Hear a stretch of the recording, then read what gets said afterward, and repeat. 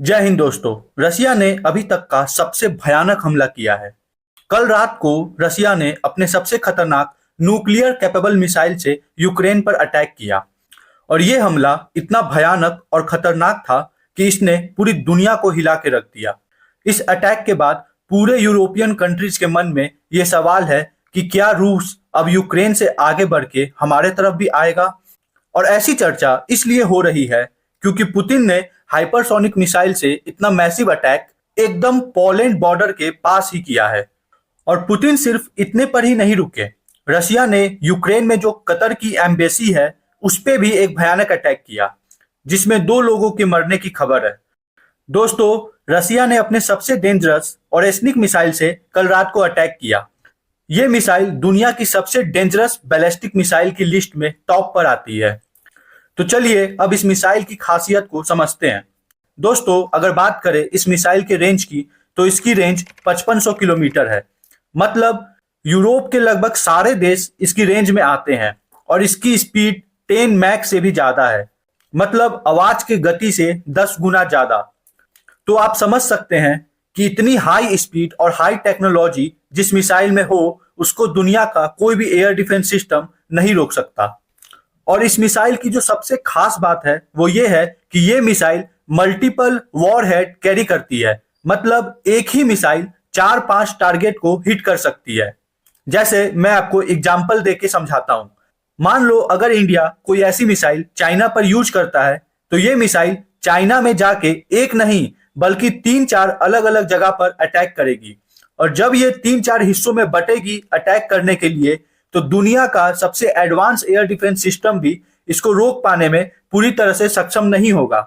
और दोस्तों, ऐसी मिसाइल से न्यूक्लियर अटैक का खतरा काफी बढ़ता है, क्योंकि जब भी किसी देश की तरफ ऐसी मिसाइल आती है तो इस मिसाइल की स्पीड इतनी तेज होती है कि सामने वाले देश के पास बस कुछ सेकंड होते हैं ये समझने के लिए कि ये नॉर्मल अटैक है या एक न्यूक्लियर अटैक है। और ऐसे में न्यूक्लियर अटैक के डर से पैनिक में अगर दूसरे देश ने भी इसका काउंटर करने के लिए न्यूक्लियर अटैक कर दिया तो फिर न्यूक्लियर वॉर स्टार्ट हो सकती है और उसके बाद फिर मामला किसी के कंट्रोल में नहीं रहेगा। इसलिए धीरे धीरे अब हर तरफ ये चर्चा होने लगी है कि क्या अब रूस और यूक्रेन का युद्ध न्यूक्लियर वॉर की दिशा में जा रहा है। अब दोस्तों, अगर बात करें रसिया की तो रसिया ने 6 वॉरहेड वाली और एस्निक मिसाइल से अटैक किया था और इसको खुद यूक्रेन की आर्मी ने कंफर्म किया है। अब इतने बड़े अटैक के बाद रसिया ने जस्टिफिकेशन दिया कि ये अटैक हमने पुतिन के घर पर हुए अटैक का बदला लेने के लिए किया है। दोस्तों, आप सबको पता ही होगा कि लास्ट वीक को यूक्रेन ने 91 ड्रोन से पुतिन के घर पर अटैक किया था। तो उसी ड्रोन अटैक के बदले ये पुतिन का जवाब था जेलेंस्की को। अब दोस्तों, अगर बात करें यूरोपियन यूनियन की तो वो लोग बोल रहे हैं कि पुतिन को रोकने के लिए हमें और सैंक्शन लगाने होंगे। वहीं दूसरी तरफ अमेरिका ने बोला कि हम यूक्रेन को सहायता देना जारी रखेंगे। हालांकि इससे पुतिन को कोई खास फर्क अभी तक तो पड़ा नहीं, क्योंकि सैंक्शन पहले से लगे हुए हैं और अमेरिका ऑलरेडी हेल्प कर ही रहा है।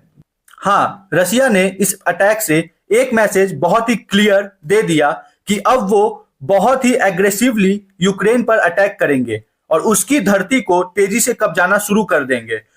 और ओरेस्निक मिसाइल का यूज करके पुतिन ने यूरोपियन कंट्रीज को एकदम लाउड एंड क्लियर समझा दिया कि बेटा, अब अगर ज्यादा नाक घुसाओगे इस युद्ध में तो फिर तुम भी हमारे न्यूक्लियर मिसाइल के रेंज में ही आते हो। ये एक तरह से पुतिन की स्ट्रेटजी है यूरोपियन कंट्रीज पर भी प्रेशर बिल्ड करने की। तो दोस्तों, आपको क्या लगता है, क्या रसिया आने वाले टाइम में यूक्रेन पर न्यूक्लियर अटैक करने की सोच रहा है, इसलिए उसने पहले अपनी न्यूक्लियर कैपेबल मिसाइल का टेस्ट किया? आप अपनी राय नीचे कमेंट सेक्शन में जरूर बताएं और हमारे चैनल को सब्सक्राइब जरूर करें। जय हिंद।